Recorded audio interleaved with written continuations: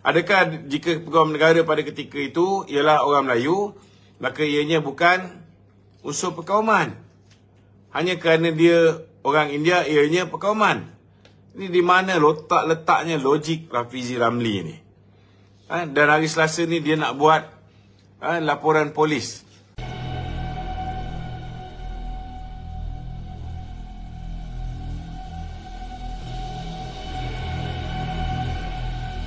Pertama sekali nak beritahu dengan Rafizi bahawa rakyat Malaysia bukan bodoh. Satu-satunya manusia yang hari ini diyakini oleh masyarakat berbilang kaum, tak kira Melayu, India, Cina, Kadazan, Dusun, Lumbawang, Iban, Dayak, hanya Datuk Seri Najib hari ini yang diyakini boleh menjaga kepentingan kaum daripada pelbagai kaum. Jadi apa benda yang dia sembang duk kata Datuk Seri Najib ni memainkan api perkauman. Ini satu perkara yang sangat gila, sangat gila dan tak masuk akal.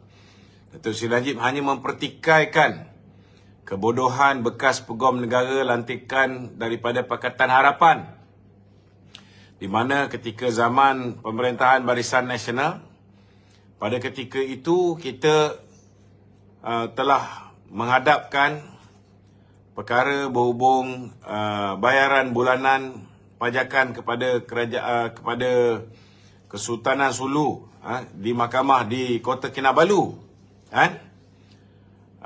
Bila berada dalam bila mahkamah membuat keputusan untuk membatalkan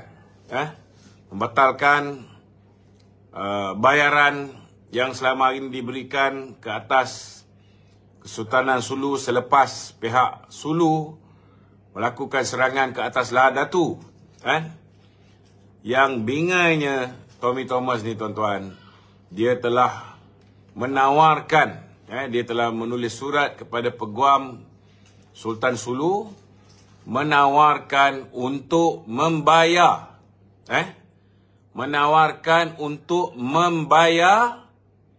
tunggakan lebih kurang 40 lebih ribu ringgit. 40 lebih ribu, betul? Tunggakan 40 lebih ribu ringgit yang sepatutnya dibayar oleh kerajaan Malaysia kepada Kesultanan Sulu. So akibat daripada tindakan Tommy Thomas ini, yang telah membayar, yang telah mengutus surat dan bersetuju untuk membayar tunggakan, ini dianggap sebagai pengiktirafan terhadap kerajaan Sulu punya tuntutan. Itu yang Datuk Seri Najib pertikaikan. Tak ada pun unsur perkauman. Yang kau pergi lantik Tommy Thomas menjadi peguam negara, siapa suruh? Adakah jika peguam negara pada ketika itu ialah orang Melayu, maka ianya bukan unsur perkauman? Hanya kerana dia orang India, ianya perkauman. Ini di mana letaknya logik Rafizi Ramli ni? Dan hari Selasa ni dia nak buat laporan polis.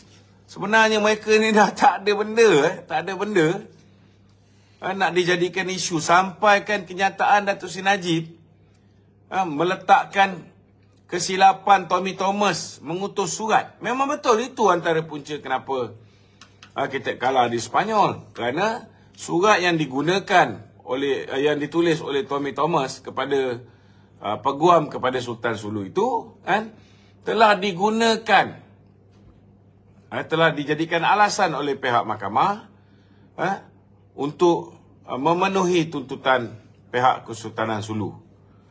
Jadi ini bukan unsur perkauman, tak ada sama sekali. Macam mana Datuk Seri Muhammad Hassan dituduh seolah-olah menghina agama Hindu oleh Ketua Penerangan Sayap Bersekutu Parti Bersatu, Saudara Gobi.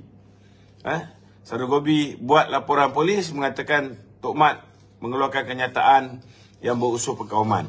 Padahal Tok Mat kata pada pilihan raya umum yang ke-14, UMNO ketika itu seolah-olah memikul kavadi, memikul beban, memikul sesuatu di bahunya. Maknanya dia merujuk kepada kes 1MDB. Dia merujuk pada kes 1MDB yang terpaksa dipikul. Fitnah yang dilontarkan oleh Rafizi juga.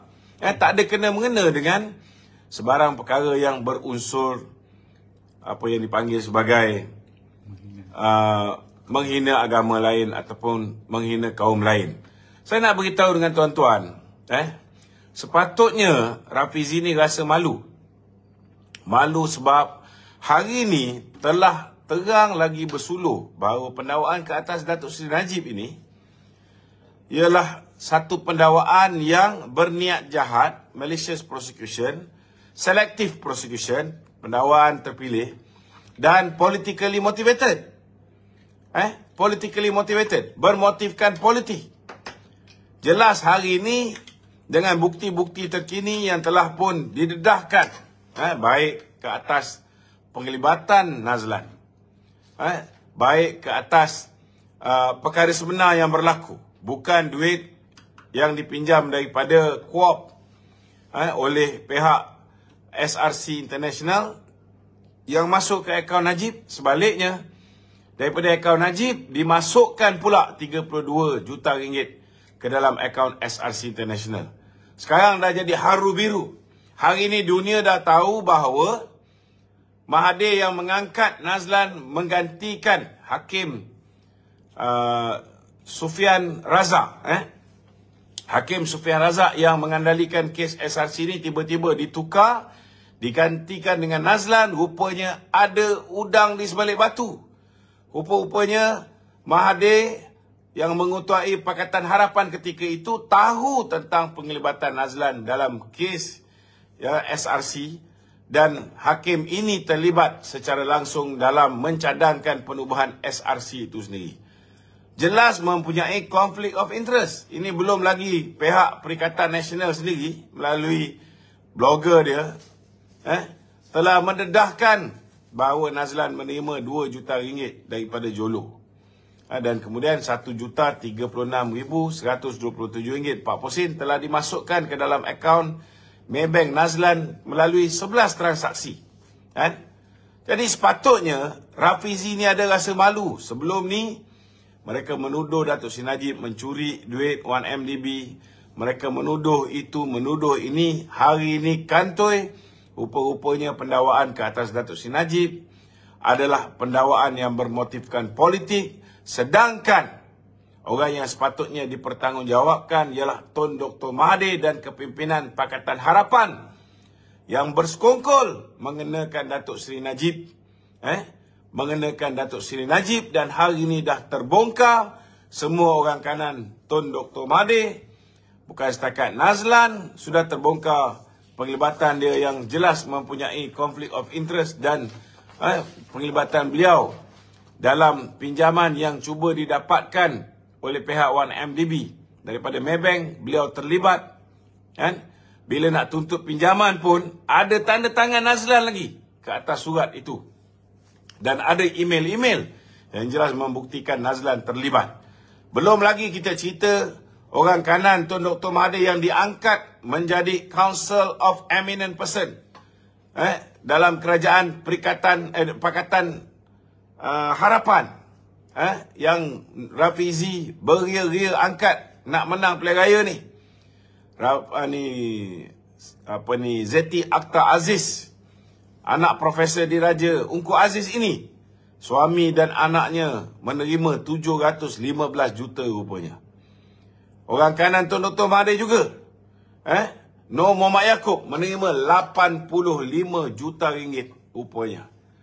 Belum lagi dicerita tentang Nick Faisal yang telah meminta 5 juta US dollar daripada Tim Lesnar. Belum lagi kita cerita Rozana Rozhan yang kita tahu CEO Awani dulu, yang telah banyak membantu Tun Dr. Mahathir dalam siri kempen sebelum pilihan raya umum ke-14.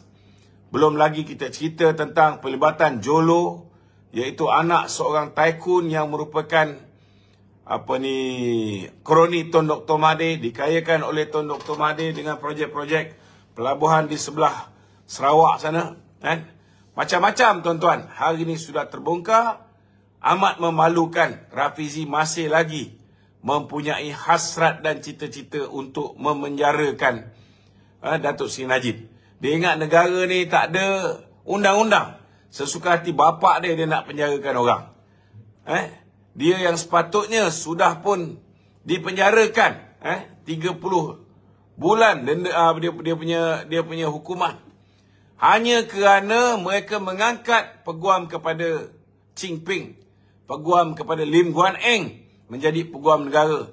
Dia telah terlepas daripada hukuman penjara ni. Jangan lupa orang macam Siva Rasa Rasia, PKR punya MP, telah dilepaskan daripada hukuman penjara, telah dilepaskan kesnya di bawah Akta Hasutan dan Akta MCMC. Jangan lupa Eric Paulson juga, pengikut Pakatan Harapan juga dilepaskan. Tamrin Ghaffar dilepaskan, Hasan Karim dilepaskan, Tien Chua dilepaskan. Ramai pemimpin-pemimpin termasuklah Lim Guan Eng dan Pang Likun juga akhirnya dilepaskan. Ada Rafizi bersuara bila mana rule of law bertukar menjadi law of the jungle.